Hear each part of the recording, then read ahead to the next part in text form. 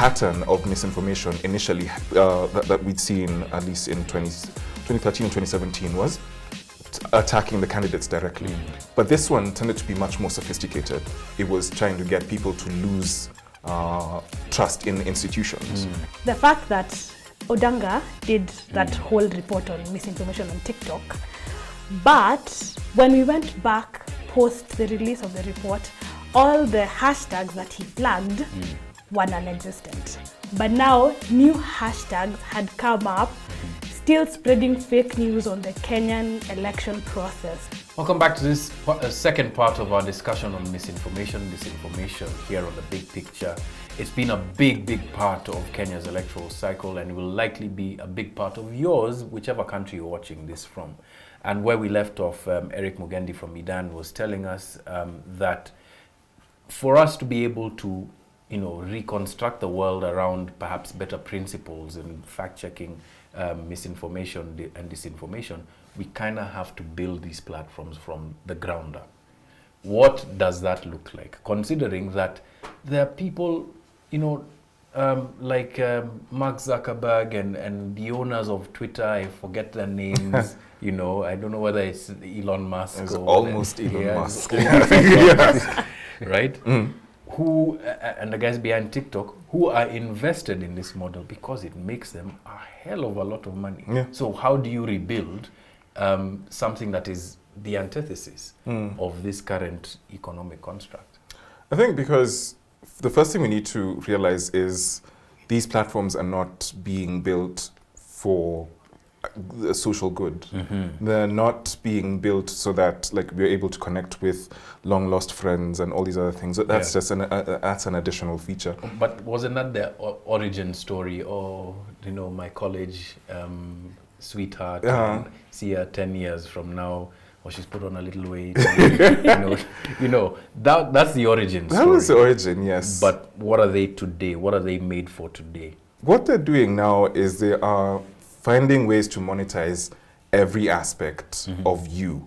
So you are being quantified and you're being turned into data that is then being sold to advertisers who will use this information to target you and use this data to find out what your interests are, what you most respond to, and then that's how these features they kind of lend themselves to political campaigning and the kind of work that's being done to target people with ads that are intended to get them to react in certain ways.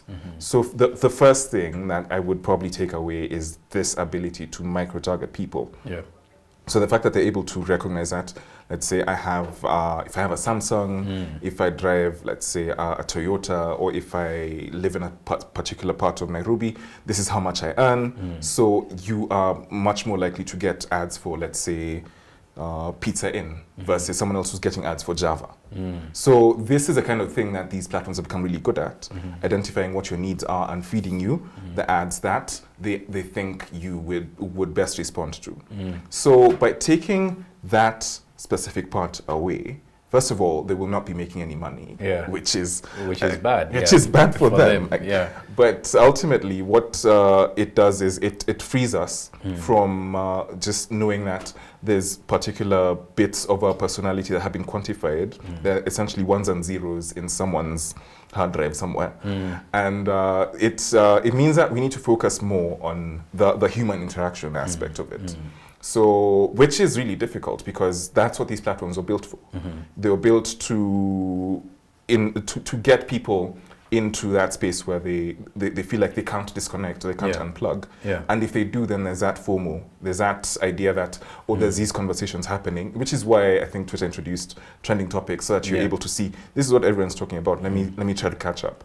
Or all of these other things that are on these platforms, like it tells you your profile photo, you've had it for too long, put a new one. Wow. And it's gotten to a point where they're really able to kind of push on those psychological buttons and tell you need to give us access to your contacts because you never know, someone who's close to you might have joined and you will never be able to connect with them. That pressure actually is quite, Exactly. Tom, don't worry, you're safe. Your chicks with two guys that are there. So they can't micro target you, so you can still go back. Exactly. No, but I'm kidding though. But I mean, it is a very worrying set of circumstances if you are to consider that there's a composite of me or you or Tom online that is being monetized to people and sold to people that you don't know. I think, what's her name? Shoshana Zuboff writes about this in her book, The Age of Digital Surveillance. And I wonder what technology exists to be able to create platforms where even if we say, okay, fine, you guys have made money from this, it's a viable economic model. We as people who are on your platform want to make money too. I wonder if there's technology that allows for us to claw back some of those resources that they're then using, to be able to sell to different marketers. This is, it's a big ask, but there's people who actually tried to do that, to actually quantify how much money these platforms are making from their data, and then trying to get like legislation in place to say that if a company is benefiting from me sharing this information, then I should benefit also as a user. And you've seen initiatives like that show up in Europe where there's really strong legislation, and especially with GDPR, where you have a lot more restrictions on what these platforms are able to do with your data.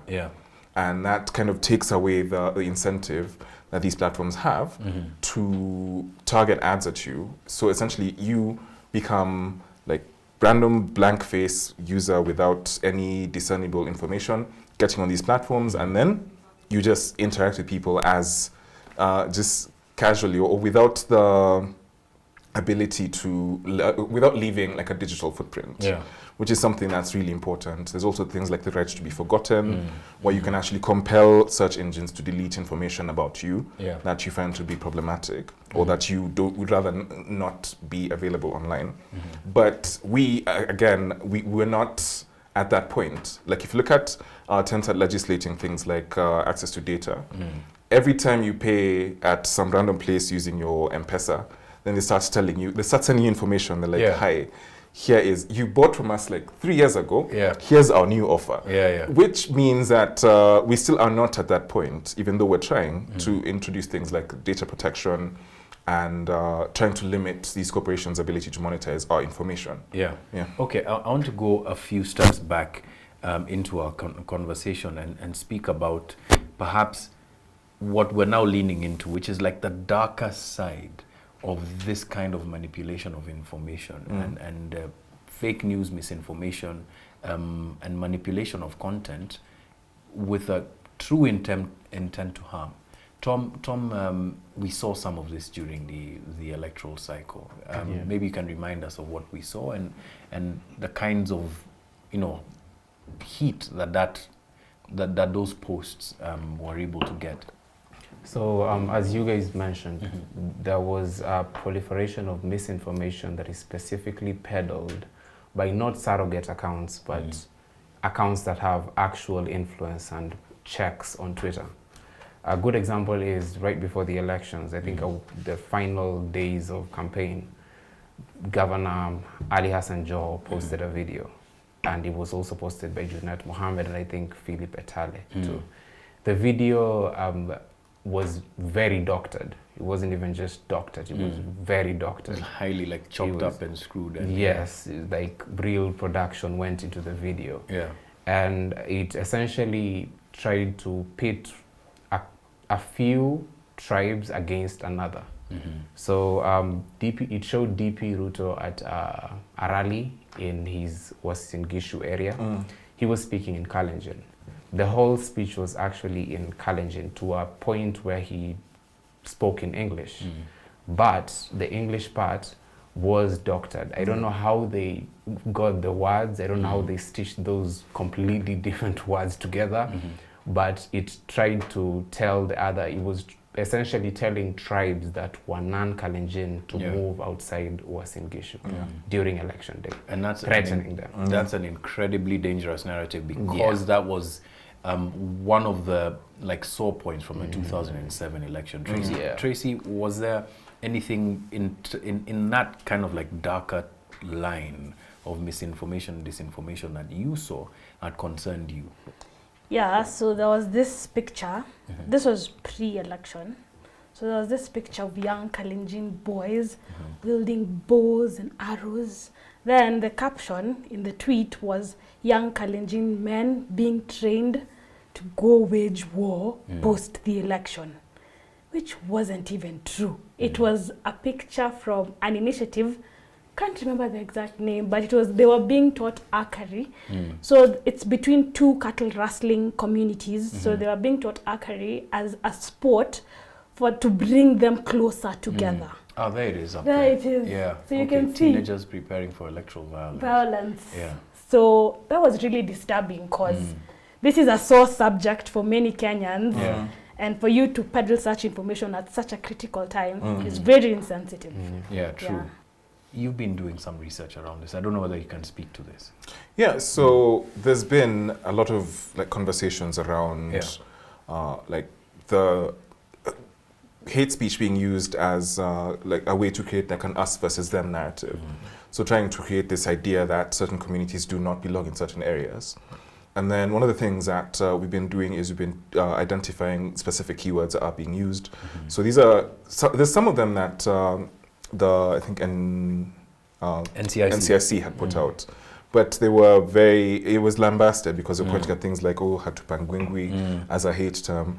But there's some terms that kept coming up. So things like referring to people as madoadoa, and then referring to circumcision as sort of like a distinction between Braila and Ruto, and then saying that we can't be led by someone who's uncircumcised.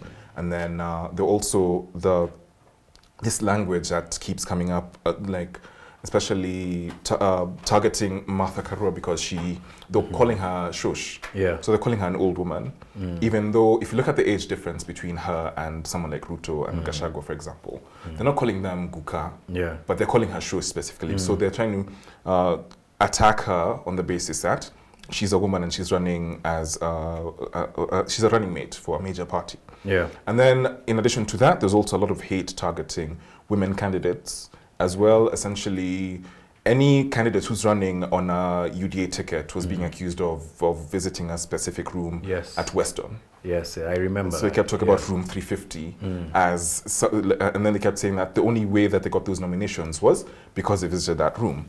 And then there's also the fact that they were targeting like women, and they're also targeting people based, also the hustler and dynasty narrative as well. It came up quite a lot. So essentially what kept happening was people were referring to dynasty as being out of touch, being thieves, being like economic prostitutes to some extent. And then that kind of hateful dialogue that kept coming up as well. True, that's one of those digital cards that spoke to the same narrative that you're talking about. Women narrative.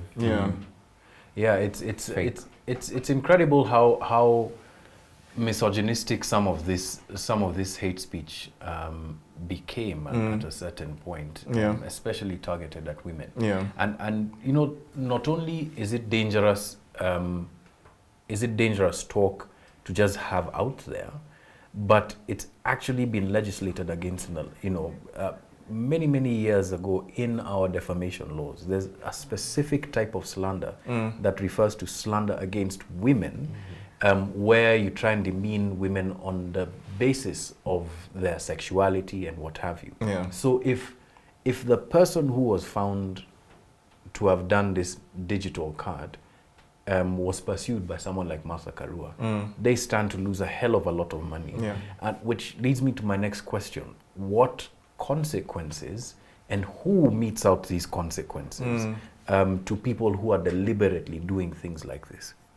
So I'd say the most visible one that has come up as an actual disincentive that has impact is the demonetization of things like Facebook pages and social media content, because your reach is limited and you're not able to build an audience to the extent that you would if you weren't spreading this type of information. And then also there's the act that set up the NCIC that actually codified things like hate speech. So it says it has to be targeted at a group, it has to be focusing on things like your race, your ethnicity, and a couple of other things. And then the UN also includes things like sexual orientation as protected, there's these things called protected rights? Groups. Or protected There's protected groups. Okay. So groups that would be targeted if, or like in regular conversation, because they have, or they are perceived to be much less deserving of certain rights. So because of that, like the type of discussion online that's come up around these groups tends to focus on things like using homophobic slurs against politicians, and also just demeaning women because of their gender, that type of thing. But unfortunately, because of the difficulty in actually identifying the owners of these accounts, it's really hard for things like those to actually be followed through. Yeah. And then on the other side, you have the government actually coming in and trying to prosecute people, trying to prosecute bloggers for posting content online, and then using these laws and then saying, because this is an online platform and you've said certain things about a particular individual, you have broken the law. And then they start using that as a sort of punishment. Yeah. And we saw that happen with Cyprian Nyakundi. And Alan Wadi, remember 2-3 years ago? Yes. Yeah, guy who insulted President Kenyatta. I think he was almost jailed for almost 2 years. Yeah. And then, because then that starts becoming the government kind of infringing on freedom of expression, and because of the thin line between free speech and this type of problematic content, we've seen the actual attempts at prosecuting this fail, because either the evidence collection is shoddy, like it's not being done properly, or they're relying on a law that is in itself unconstitutional. Yeah. So it's trying to chill the online space by showing bloggers that you can't say certain things, or by showing social media users that you can't say certain things and get away with it. Okay. Yeah. Now, there's other kinds of speech which perhaps are not as dangerous, but are widespread, again, based on the credibility of the people who make these speeches. Yeah. And we've covered quite a few of them on Piga Firimbi. Tracy, there's lots that we've done with respect to State of the Nation addresses, etc. I think Tom, you're bringing some of them up now. Yeah, right? just in a minute. So with State of the Nation addresses, where you have a president who's trying to, either embellish the record of what he's done, being made out there, and fact checkers like ourselves putting out, factual information. I guess it goes back to the effectiveness of fact checking as I don't know whether I should call it like a subgenre of journalism now. How do you keep people honest, even when they're trying to, embellish things like this that have real material impact on our lives? Like, for instance, look at the number of TVET institutions that Uhuru Kenyatta was talking about in his final Madaraka Day speech. No accuracy, and yet you might start to plan your life as a young person around going to these places based on the information. Like, how do we keep people like these honest? I think one major way that accountability can be ensured is by making the information that's necessary for people to check this information for themselves as available as possible. So, for example, I'm sure the stuff that went into fact-checking this particular claim came from a specific document that recorded the number of institutions the government had set up. And then there was one really interesting instance where the president had actually said something about the number of mothers who were getting access to free maternity care, also in a State of the Nation address. I think this was in 2017. So he said the number of mothers who'd gotten access to care in the time that his government had been in place had doubled. And we looked at the data. This was back when I was doing fact-checking, and we found that the number hadn't actually doubled, based on what the president had said. And one interesting consequence of the type of fact-checking work we were doing on these speeches, so it was that he started making much more vague statements. So things that you can't actually fact-check. So you can say access to care has improved, and then you move on to the next thing. So there wasn't any tangible data that he was including in his speeches. So mid-information. Yeah, exactly. So the main thing that can be done in this particular instance is making this information much more visible and using that as a basis for like your storytelling, so that you're not just relying on hearsay or conjecture, or you're not just hoping that the person who will read the story will take the time to actually read the document. So, for example, looking at, it was really interesting what the media is doing with Sakaja's promises, for example. They say, these are the 10 things that he's promised to do Yeah. in X amount of time when he's in office. So then that becomes a basis for going back and then saying, this is something that has worked, this is something that hasn't worked. Even the fact that he came out and said, if your border has been impounded, go and collect it. And he made it sound like this was the first time this was happening, but it was done by Kidero, it was done by Sonko every time they got into office.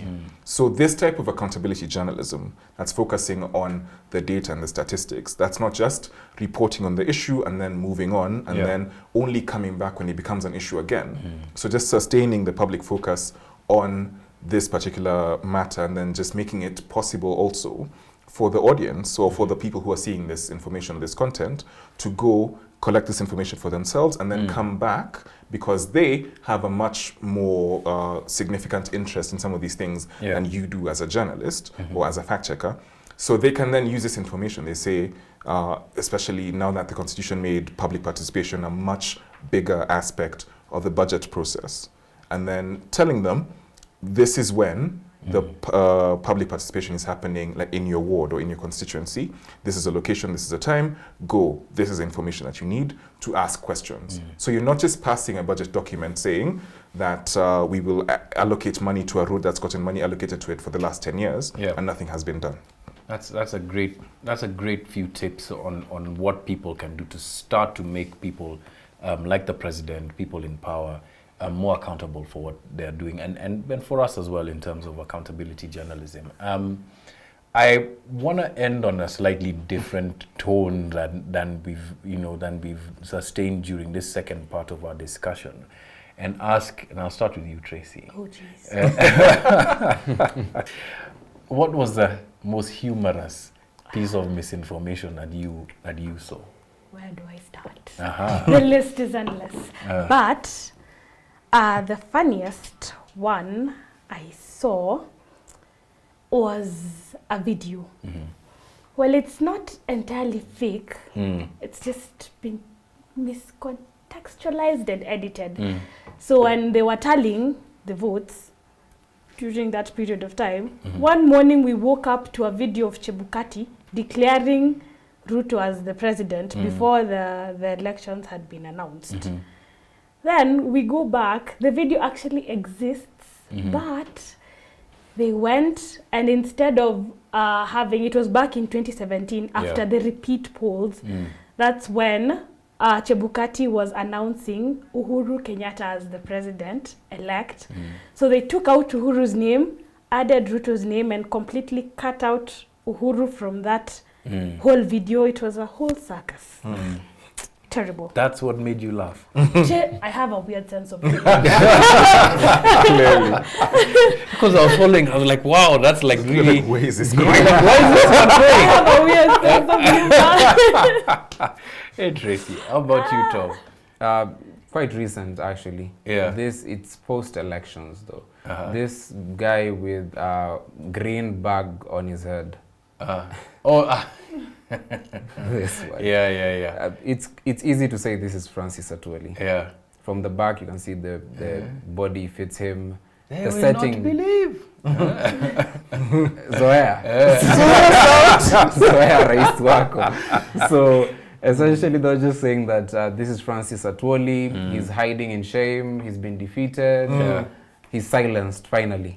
Then this picture it's very credible. It's very credible. You know, if It's you easy look to at it believe. and like the kind of dress that Atwoli has, even the height, and perfect, and the girth of the character there. Yes. Yeah, it looks very, very convincing. So, okay, it's humorous. It's quite funny. What's the real story? Well, this was a guy who was arrested by the DCI for being in possession of almost 20 million worth of fake currency. You're sure Atwoli amepitia mali ya Atwoli. Atwoli is not this light skinned. That's what I was saying. He's been missing from public. How do you know? Maybe. Anasafisha na the ata. He's just trying to match this guy. But yes, this guy, you can see he's of a different race. Yeah. The setting is a bit different, and yeah, so this image was fake, but it's very funny. Yeah, it's this was one of the funnier ones that you guys have but done. it's false. Mohammed Ijaz Ahmed Shah. Yeah, that's the real name of the guy. Eric, how about you? Which one made you laugh? Which one tickled you? When was the choirs? Oh, The choirs. They gave us collective PTSD as a country because they kept singing and singing, and then ABC is coming out and saying results are being announced at 3, and then guys are fighting. Yeah. I'm like, wow, the resilience. And even when the violence is happening, they're still like, yes, we must sing. It's kind of like the Titanic. True. Exactly. Violence. And then that's when you realize, by the way, we are really good at finding coping mechanisms. Oh yeah, man. Because you should have seen those guys who are doing it with even more gusto. Yeah. And then harmonizing afterwards, above or even incorporating the violence. The guy is being younger there. And then, because they just kept singing and they kept singing, and then suddenly, like, the camera is, like the focus shifts. Yeah. So you have the audio, and then you have Saitaba on one side. And you're like, okay, why are we still hearing the choir? True. That was really funny. Yeah, that was crazy. Yeah. No, Eric, I just want to say a big thanks to you for coming through here on the big picture. It's been really interesting listening to you. Guys, and thank you, the both of you, for adding to this show. Usually they're just there in the corner, staring blankly. You're wrong. Yes. I'm not going to say anything. Yes. Just judging me there in the corner. And Eric, like you see behind Tom over there, those are some of the people who've been on the show. And as we're coming towards the end of the season, we also wanted to include you. Oh, and all of us. Oh, wow. Okay. Oh, wait. Oh, I'm here today. Okay, that's cool. Oh, wow. So this is very you, cool. I guess. Oh, that's me. Yeah. And this is me? Yes. Oh my God, everyone has a something name. about it. That's really cool, yeah. That's really cool, yeah. Hey, Tom, he got you. He got you really good. Even you, Tracy. Wow. Look at your two rosy cheeks. and the eyes. Yeah, and the eyes. Yeah. Oh, yeah. This is really good. Yeah. This is very cool. So we're gonna get you a copy of this. Okay. Wait. Nice. Thank you very much, Chris, and thank you once again. Thank you, Eric, for joining us, and thank you everybody who's been following this season of The Big Picture. We're going to be coming back for a second season, come back stronger. We're going to work a little bit on Tracy's sense of humor. Yeah, just a little. We need to tweak it. Yeah. But we guarantee you more interesting guests, lots of great insights. And if you haven't followed already, you can follow us on Africa Uncensored. Click the notification button for new videos every week from us. You can follow us on Twitter, on TikTok. Would you believe old people like us are being forced by the likes of, to go onto TikTok and Instagram as well. We're all over the shop, right? So we'll catch you on the next video, but thanks for watching this one. We'll see you.